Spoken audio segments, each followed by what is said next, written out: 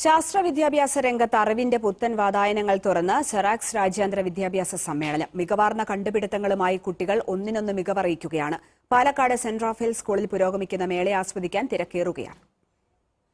147 അടി നീളമുള്ള ക്യാൻവാസിൽ നിറഞ്ഞ ചിത്രം, 9 അടി നീളമുള്ള കാർണിവൽ മാസ്ക് കൊണ്ടുള്ള കവാടം, ഇടയ്ക്കൽ ഗുഹയുടെ പുനരാവിഷ്കാരം, ഹൃദയധമനിയുടെ 6 അടി ഉയരമുള്ള മാതൃക, പേപ്പറും തുണിയും കാർഡ്ബോർഡും എല്ലാം ഉപയോഗിച്ച് നിർമ്മിച്ച ആർട്ട് ഗാലറി, യന്ത്രമനുഷ്യൻ, ആർട്ടിഫിഷ്യൽ ഇന്റലിജൻസിന്റെ വിവിധ ഘട്ടങ്ങൾ.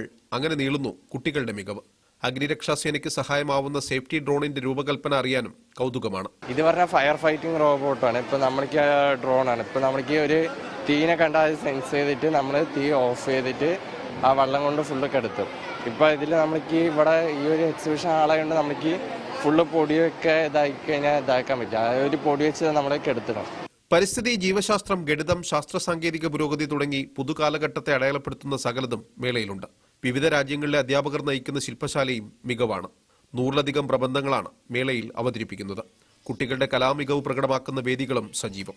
സെറാക്സ് ഇന്റർനാഷണൽ എഡ്യൂക്കേഷൻ സബ്മിറ്റിൽ നിരവധി അധ്യാപകരും രക്ഷിതാക്കളും പങ്കാളികളായി. മനോരമ ന്യൂസ്, പാലക്കാട്.